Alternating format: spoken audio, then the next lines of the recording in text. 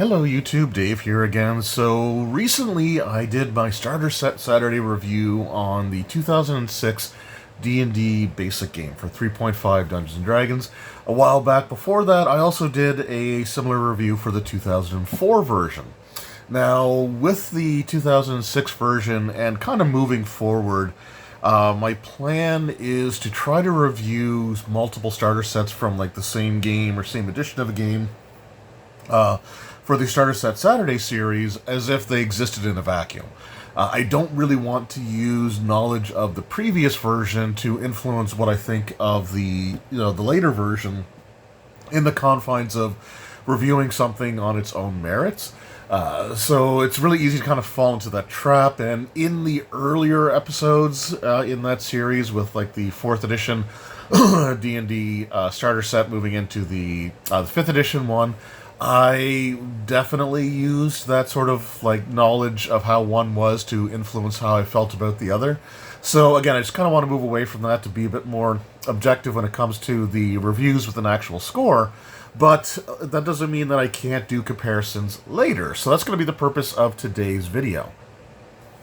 So we're going to be taking a look at both the 2004 and 2006 D&D basic games to see which one I prefer overall. So we're going to look at the contents included. We're going to take a look at like the presentation and just a few different categories here. This isn't really like a formal thing. I didn't really jot any notes down ahead of time like I do for these types of reviews for the Starter Set Saturday series. We're just going to kind of get into it here. But let's just go ahead and start with the overall presentation. So the 2004 version of the D&D basic game has really cool artwork on it, in my opinion. I love the Black Dragon from the 3rd edition, 4th edition, and even the early 5th edition era there. I actually also like the redesign, but the Black Dragon has been my favorite ever since I first saw the Todd Lockwood artwork for it in the 3.0 Monster Manual. I just absolutely love this dragon's design here, and I love the colors, like sort of the greenish background there. It's a little bit minimalist. You do have some treasure and stuff, and you've got like some rocks and things, but the main focus really is just these two on the front cover here. And then on the back of the box, you have like kind of what reminds me of like the old NES, boxes from back in the day. Like the one I had was the action set with the red zapper or the orange zapper. The two controllers, Mario, Duck Hunt there. And on the back, you'd have the family huddled around the television, with like the kids holding the controllers and stuff. And like just old school like 80s board game boxes where like the pictures would show like the kids like playing the game type of thing. And it's just like, it felt really nostalgic looking at this type of packaging here.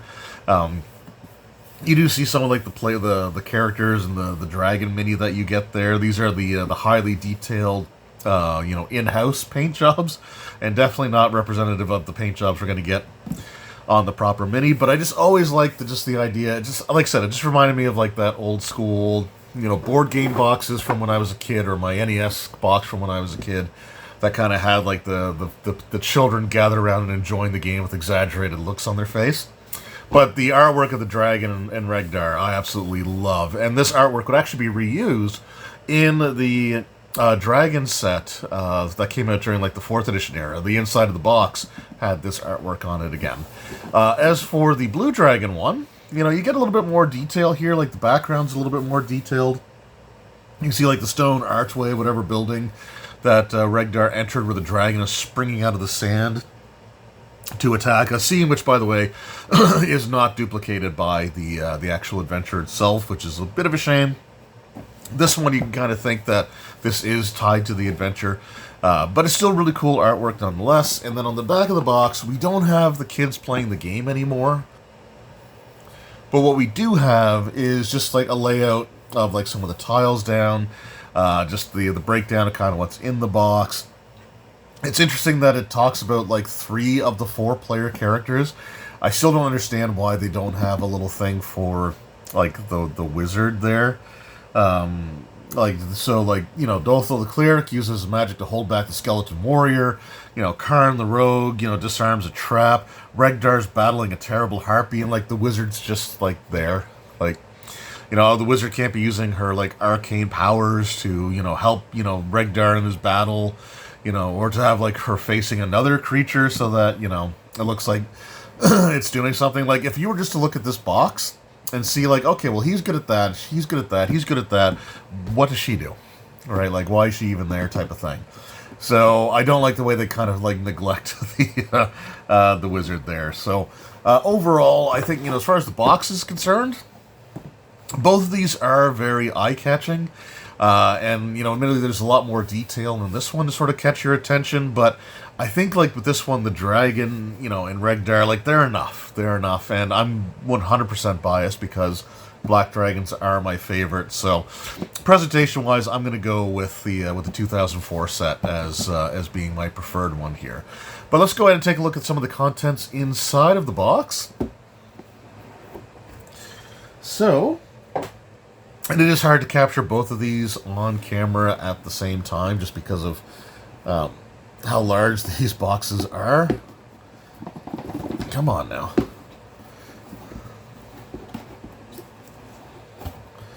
There we go.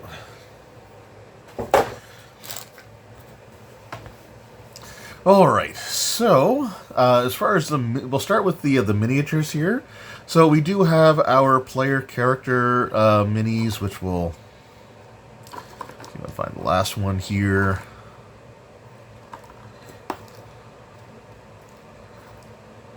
There's okay. So we have our 4 player character minis. And these are based off of the iconic characters from the Player's Handbook, the 3rd edition 3.5 Player's Handbook. So we've got like Regdar the Fighter, Leto the Rogue, we have Aramel, I think his name is. Yeah, Aramil the Sorcerer, and then you have Eberk the Dwarf Cleric there. So you have a human, an elf, a halfling, and a dwarf there for the player characters. So really cool to see it again, with the 3rd edition stuff. Even going back to the 3.0 adventure game, the pre-gen characters were always based off of the iconic D&D characters. So as far as the player characters are for this one, let's see if I can find them all here. There's Regdar, there's that, and then we're just looking for... There we go. So we have, once again, we have Regdar, and this is the exact same Regdar sculpt that was in the other adventure game, and I'm pretty sure that these sculpts are actually unique to these basic games. So the D&D basic games, you've got Regdar, Human Fighter, 2006 D&D basic game. So again, you got like one of the iconic characters there, and these ones were all left in their baggies. I'm not going to take them out, but we will take a look at some of the other ones here.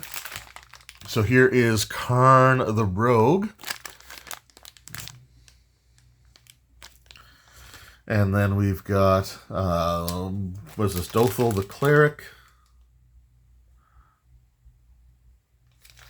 Or Dorthal. And then finally, for the wizard character who didn't get any fanfare on the back of the box, this is Lannan the Elf Wizard.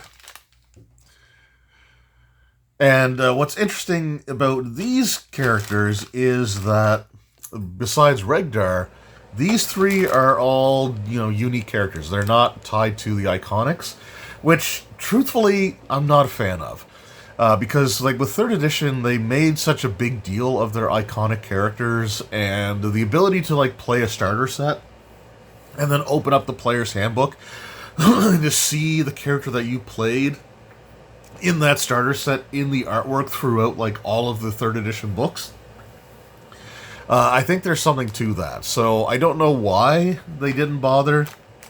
They certainly had enough iconic minis that they could have done stuff with. Now I know they maybe didn't want to have too many human characters because a lot of the other like characters that aren't the rogue, the wizard and the cleric there. A lot of them are humans, but they could have still done it. Like, for example, you could have had 100% had Regdar, or you could have had Tordek be the dwarf fighter instead. Tordek. There was a Tordek mini that was released in the early days of the D&D minis game. So if you don't want to have too many humans, then make your fighter a dwarf. And seeing like Tordek with his battle axe and his shield taking on like the blue dragon, there would be some pretty cool looking artwork. And then for the human character, you have the cleric of you have Jozan. Like Jozan was the human cleric, and he factored in pretty heavily in a lot of the third edition artwork. For the elf character, if you need to have one, it could be Miley the Wizard, right? Like she was the iconic wizard character from the D&D Player's Handbook. So I don't know again, and she had a mini. So I don't know again why you couldn't have used her in place of this Evermeet Wizard, which is just repainted from the pink dress that the standard mini came in to like the blue dress with maybe a slightly darker skin tone on her. You could have had Miley, and then for your like small character, you could have had, if you wanted to do something a little bit different, you could have had, what was it there? Gimbal, was it Gimbal? But there was like this gnome bard, because in 3.5, gnome's favorite class was switched to bard, because in 3.0, their favorite class was a specialist wizard, so it was like you had to limit your options to take that favorite class. So you could have had like a bard character, which could fill in for roles for like if somebody didn't play one of the other characters, right? Like there's things that you could have done to have had like the iconic characters from the books still be part of this box set, and keeping Regdar, but then having the three just be kind of like common or uncommon figures from other like mini sets, and just giving them like her, she's the most altered. Like his red might be a little bit darker than the regular standard mini. I don't think this one changed at all from the standard mini from that set. So a little disappointed with the hero selection in 2006 one. If I'm going to be completely and totally honest, I wish they could have done a little bit more to include the iconic characters, but as it is, you still have your standard, party of a fighting man or a melee character, a warrior character. You have your rogue, you do have your cleric or your priest, and then you do have your magic user. You went from a sorcerer and one, I think, to a wizard in the second set here. Also, we've got our monster miniatures. So we've got 16 minis in the first set. And then 12 minis in the second set. So let's just take a look and see kind of what we've got here in the first set. So to start off with, we do have 4 kobolds. So 2 of them have the crossbow, and then 2 of them, and then 2 of them have like the spear, and the spear holding one is actually based off of the artwork in the monster manual, so it's kind of cool. So we do have some kobolds. We got 2 of each of the sculpts there, so we got 4 of those. Then we have a pair of skeletons. Just kind of the standard skeleton mini for back in the day. And then we had a pair of orcs. And these were like the Harbinger, like set 1 of the D&D mini orcs. Not the best looking orcs, I should say. Like this is sort of like the Planet of the Apes style, is what they kind of referred to them. They would create much better looking orcs later on. And then we've got a giant rat, or dire rat. A skeletal hound. A troglodyte. And then, of course, our main attraction here. This is the medium or the young black dragon. And Black Dragon, like I said, this is one of my favorite minis. I remember I spent a crap ton of money on the Dragon Eye set, which was the second set of the D&D minis game to come out for like the plastic pre-painted random ones. And I was super happy to actually finally pull the Black Dragon, because with the Harbinger set, the minis I wanted the most were the Mind Flare and the Blackguard. And I was able to trade for a Mind Flare, years later. But as far as like the black card, I've never owned them.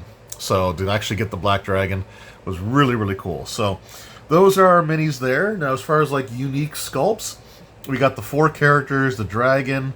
So that's 5, 6, 7, 8, 9, 10, 11, and 12. So there are 12 unique sculpts, and then we've got some duplicates of some of the troops you would use for like sort of like fodder style creatures. So when it comes to the 2006 set, they're all going to be unique sculpts because nothing is repeated. So we've got here a couple of goblins, if I can find. I think there's a couple of goblins. Maybe it's just the one. Is it just the one goblin? No, okay, there we go. So we have a goblin with the crossbow. And again, it might be a little hard to see through the plastic there, but I'm not opening these guys. There's a goblin with the mace, which again I think is based off of the 3rd edition Monster Manual artwork there. Then we've got, of course, the same skeleton from the 2004 set. We have a gargoyle.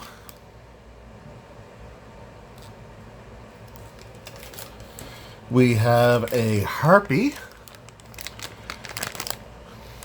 with the bone club. We have the orc mauler.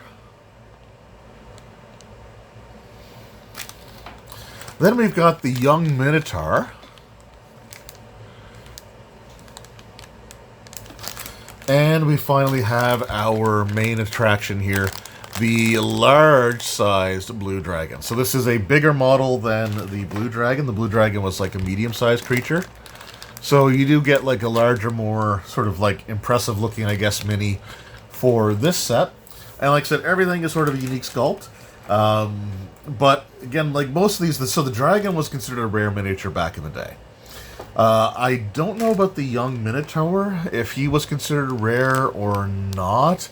I know I never owned one, so it might have been, or it might have just been like an uncommon from a set that I didn't buy a lot of. But the minis in here were pretty much like commons or uncommons, and you have like a single rare, which is the same thing for the other one as well.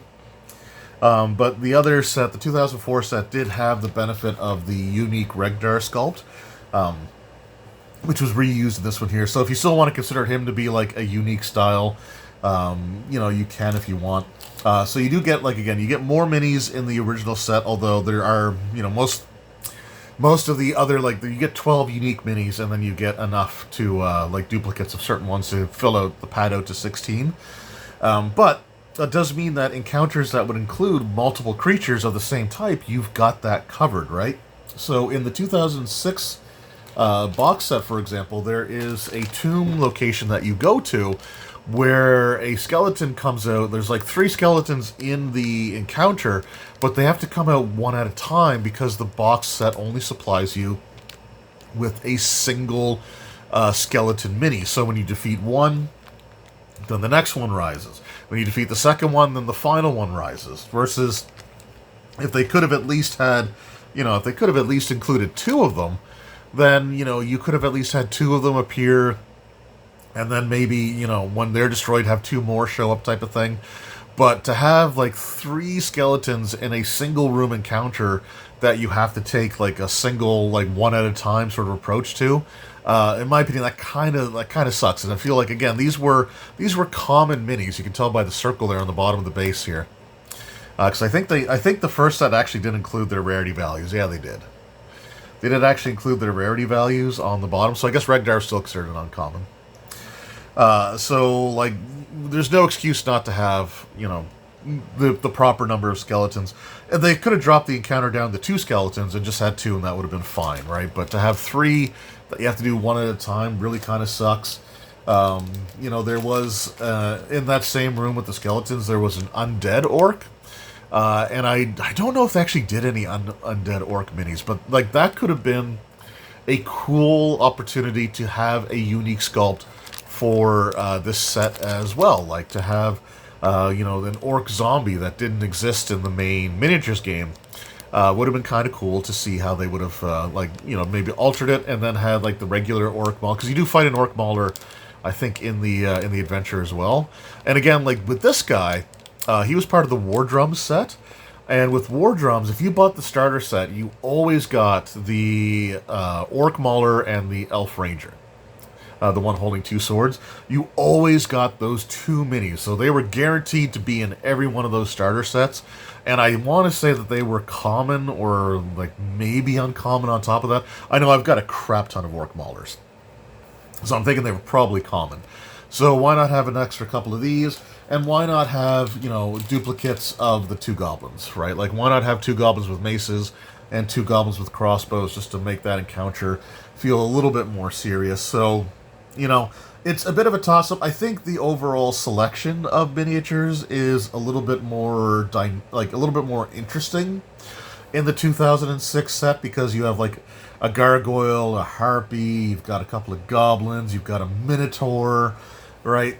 You know, you've got sort of a weird array or menagerie of monsters to use in the adventure, versus these things were pretty fairly, like, you know, a dragon that has kobold followers makes total sense. An area with some undead makes total sense, in that it is sort of like an underground location, so you might see a troglodyte.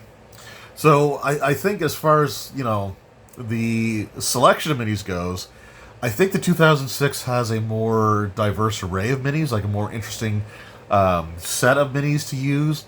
But the 2004 is the better collection of minis to use with the actual adventure, because anytime there's multiples of something in an encounter, this set has you covered. And again, like the things that they're having multiples of, they're all common, right? So if you just bought the regular boosters from the sets that these came from, you probably had like a whole bunch of these. But, you know, a starter set, you shouldn't assume that people have been purchasing products all along, because not everybody has. So it's a bit of a toss-up. But again, I think I have to go with the 2004 just because it's Black Dragon and I'm biased. And I like the fact that I don't have to keep respawning with the same enemy multiple times, because the box set couldn't be bothered to include another skeleton mini that they had like a million of, that they had made already. So I think the 2004 one's gonna kind of get that one again. All right, now the characters. So the character selection is just going to be a tie, right? Because you've got the same classes for the most part, except it's like Wizard in the 2006 and Sorcerer in the 2004 set.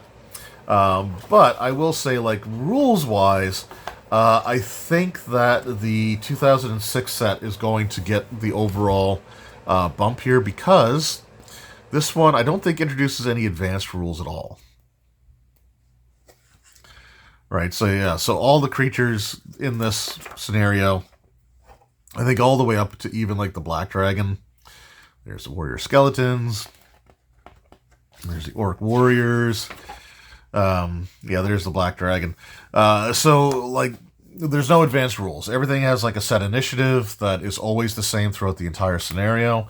And the initiative numbers are done in a way that always puts the player characters first and the monsters after they've all had a chance to go, which is not how it's going to work in the real D&D game. We do get like the first adventure booklet and some quick start rules, which is kind of nice. We do get our character sheets, which are nice and colorful. There was stat cards for the D&D minis game, which I included there. So we'll sort of take that out of here. But for the characters in the 2006 version, their character sheets actually come in the form of these little booklets. And I think these little booklets are really, really cool, right?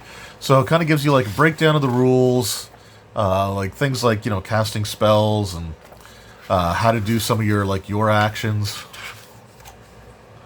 Right, move your speed, attack a monster, like cast a spell. And then you got your character sheet on the back of the page there. The first half of this scenario, or a little over half of the scenario until you reach level 2, uses the same kind of like simplified rule set. I was looking for the character sheets, and I'm literally holding them because I'm used to the style there. But yeah, so you've got like, you know, sort of the simplified rules where everybody does have a fixed initiative once again, right? So like initiative 3. This one, it's not like based off of if you had rolled a D10 or a D20.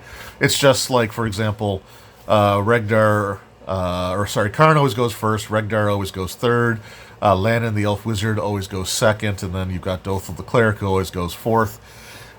So they kind of took that approach instead. And then we've got the Dungeon Master book here, which is again really nice looking. And this one here is our set of dice. Both boxes would have had similar sets of dice, although this one did have a purple percentile D10, because I think there were a couple of like percentile charts that you could roll on, but the 2006 one didn't include anything like that. And then we got our advanced rulebook, and here's what I like about the advanced rulebook is that it actually, you know, when you get your character to reach second level, you have to start playing by a rule set that is more closely matching what you have in the actual, like if you bought the player's handbook. You have an initiative modifier now that you get to roll a d20 and add that number to it to determine what your, you know, position's going to be. You're not always going to have all 4 of the player characters going first. You might not have any of the player characters going first before the monsters get a chance to do something, right? So, and that makes a big difference when you're going in and let's just say like the DM rolls an 18 on the die for the blue dragon, and everybody on the player side starts rolling really crappy for initiative, which is a scenario that I've seen and been part of on multiple occasions. It also introduces skill points and the ability to have to like spend the skill points to increase your skills as opposed to them just going up +1 every level, which, I mean, at that point you may as well just, you know, put them all up +1 by every level, because I think what they did is whatever number of skills you would normally have, you know, based on your skill points and your intelligence and your class, they just gave you that many skills, right? Like, that's how I usually tend to do it in the games that I run. But you do have a better setup for transitioning to the actual core rulebook provided in this set. So I'm going to give, like, the rule side of things is going to go to the 2006 the 2006 set for sure. Now, when it comes to the laying out of the dungeon tiles, I mean, these are fairly similar. There's not really a whole lot that I can say. You know, we do have our dungeon tiles here. There's one side, there's the other. You know, one side, there's the other. Right, and then... So you kind of have those, although I think, and I might just be exaggerating or make this up in my own mind, but these ones feel sturdier than these ones.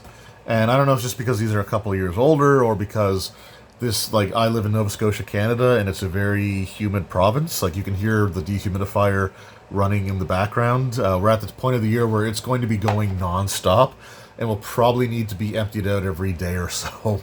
But anyway, so they're very similar, although I kind of prefer the art style on the 2006 set because it's just a little bit more, like, the lighting effects and stuff looks really, really cool. There's some nice colors involved and everything.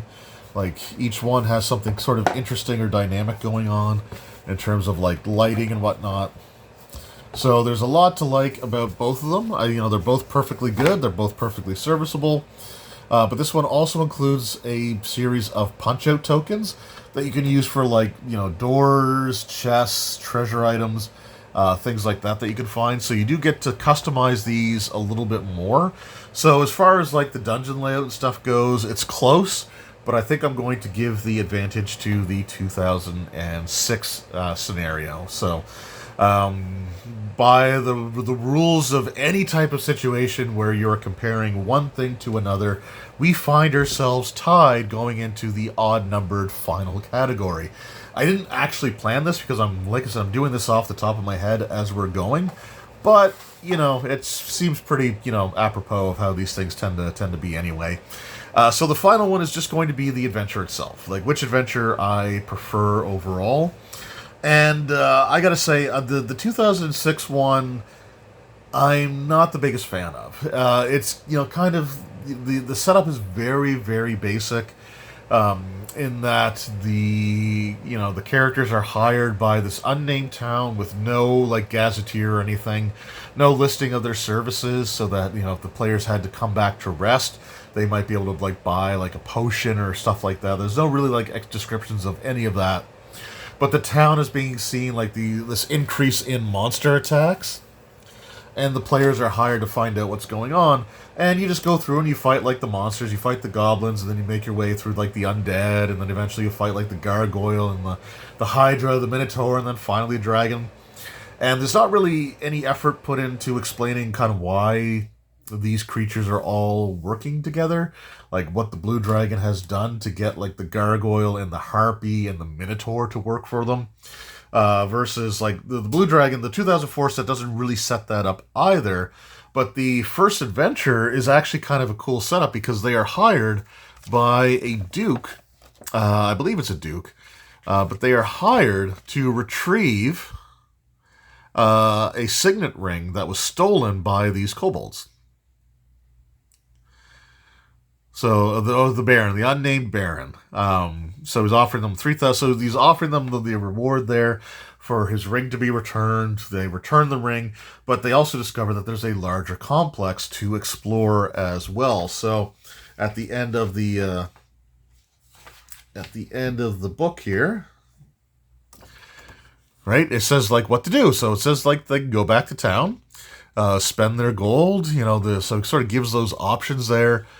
Talks about it, I think, in a decent, like just even a little bit. It's kind of nice to see. And then, like, how do you get them back into the dungeon, right? They may decide to want to keep exploring anyway because there is a door, and a closed door to player characters is like the siren's call that they cannot ignore type of thing. So I prefer the setup for the 2004 overall, and you don't have to stretch your brain a lot to figure out like why kobolds would work for a dragon. There's a sort of a crypt area where the undead tend to hang out. Even orcs, I could see them wanting to work for this powerful black dragon type of thing. And I will also say that the 2004 still has one of my favorite moments in like a starter set where it's this, you go into this room and it's early in the event, like early in the scenario, like you feel like you screwed up when you open the door and the DM explains that the black dragon is staring you in the face, and before you get a chance to act, it just opens up its mouth and breathes acid on you. Like at that point you're like, well, I took a wrong turn and now my character's dead, only for it to be an illusion that was part of like a kobold drank a potion that like made him look like an illusionary or illusory illusionary is not a word, but illusory black dragon. So it was like a really cool moment, and it totally got me. Like it totally got me when it happened. So like that moment, I don't feel like there's any moments like that in the 2006 one that are going to be like really stand out. Because like my buddy ran this for me. Geez, a long time ago now. I don't. Yeah, it might have been 2006, 2000. It might have been about 20 years ago that he actually ran this for me, and I've never forgotten the fake out with the black dragon, the illusion potion that turned a kobold into the dragon. Right, like the acid didn't seem to, like, I think you took damage from the acid, but then when you struck down the dragon, you hit it like, and the kobold only has like 4 hit points. So then you strike the thing down, it dies on the first hit, and it reverts back to the kobold, and that's when you realize that you didn't actually take the acid damage. So it's just a really cool kind of setup, and a neat moment that just did not get duplicated in the 2006 one. And I like the idea of, like, the Duke hiring you to retrieve his signet ring, with the, clear incentive, a clear reason to sort of go after these things, and then, the allure of the...